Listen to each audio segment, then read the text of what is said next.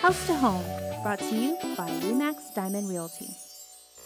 Liz and Gina are here as they are each and every week, and it is the first episode of House to Home for the new year. Ladies, I know you were telling me before we started this segment that we're talking about staging.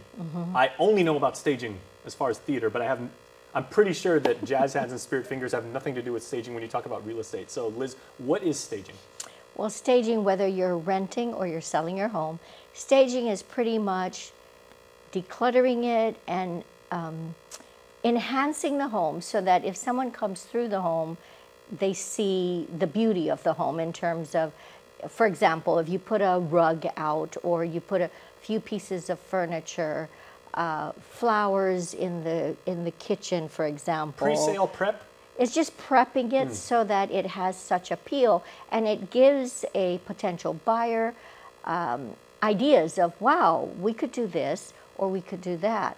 So just a few pieces of furniture would help make the home more appealing, you know, or even, what is it, the sensies, these aromatic Feng shui. Stuff in the home that just when you come in, it's like, this is nice. Well, like you say, Gina, many times it's not a house, it's a home. Yes. Yeah, people that are, whether they're looking to rent or they're looking to buy, they're looking for a home, right? Okay, now you guys are the two most optimistic women I've ever known in my life, and very positively so. I'm a natural pessimist. We know this. This is well documented, right? You were talking about feng shui. Is there anything that people thinking to apply staging to their homes, could they possibly do something that may give off the wrong impression or turn away potential buyers? Because they may go for feng shui. Not every buyer's into that. They may go for like a certain maybe a Santa Fe motif. Not everybody's into that. What can they do to be like very broad so they can appeal to a wide type of buyer? I'm glad you brought that up because you're absolutely right about that. I've actually shown a home that had the Santa Maria statue and And the person's not Catholic.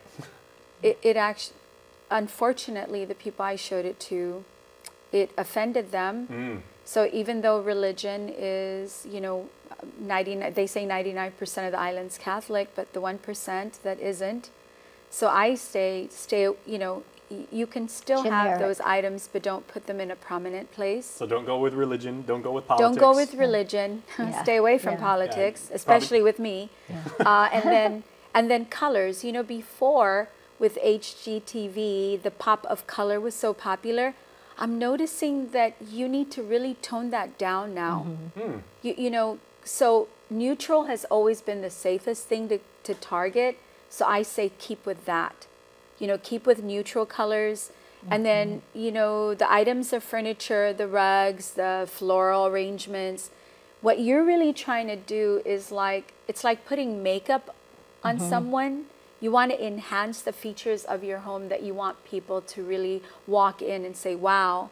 And the other thing is with staging, I say keeping electricity and your air conditioning running at least one, that's part of staging too. So that when people walk in there, it's we're in a humid environment, and keeping the ACs off so that you can save some money may not be the best way to save money. The house will feel different. It'll smell different. Different, exactly. Absolutely. By the way, Gina, I've got my Make America Great Again poster that I got you for Christmas. I'll give you that after the show. Fantastic. Just remember, Guam, we mold grows. You could have a home ready, and a week later, I discovered that with one of the homes I have listed. It's like, oh my God, someone turned the air con off, and mold was everywhere. So we're very conscious about that. So again, keeping the air con on, as Gina put it, the neutral colors, and putting out different things of like pictures, different things in the home, just so when they come in, they can start visualizing what this home would mean for them. So it's just giving them that comfort level. Now, when you say makeup, we talk about we're not hiding blemishes.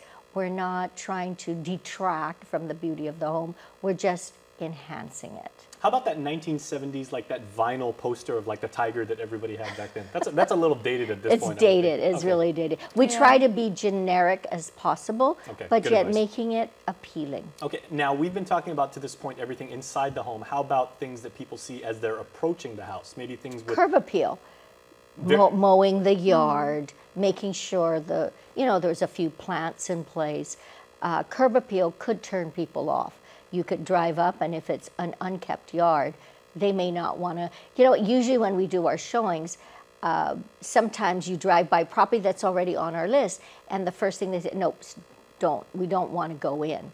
So your neighborhood does make a difference, and you start with your home. Somebody told me once, they said, if they say sleeping grass, you know, that really turns people off. That just implies that, you know, I as the buyer am coming here with the intent of giving you my money, Gina. You can't even at least make the house look decent that I would want to buy it. Yeah, absolutely. And the same thing goes if you go, like you said, if you go on a date, you're gonna dress nice, you're gonna smell good and everything like that. That's You're gonna act well. If you buy a car, same thing. You know. Same thing. Same thing. I mean, even when you go out and you look at a used car, a lot of people make the effort to vacuum it, clean it, make sure it smells good. It's the same with your property, and your property is your biggest investment. If you know, and you don't have to spend a lot of money necessarily to stage your home, because it could be as simple as just leaving the lights on, leaving the AC on, mowing the grass.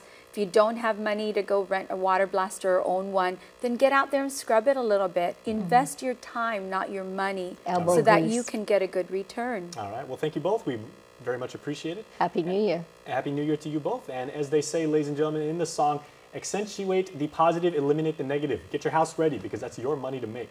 We're back after this.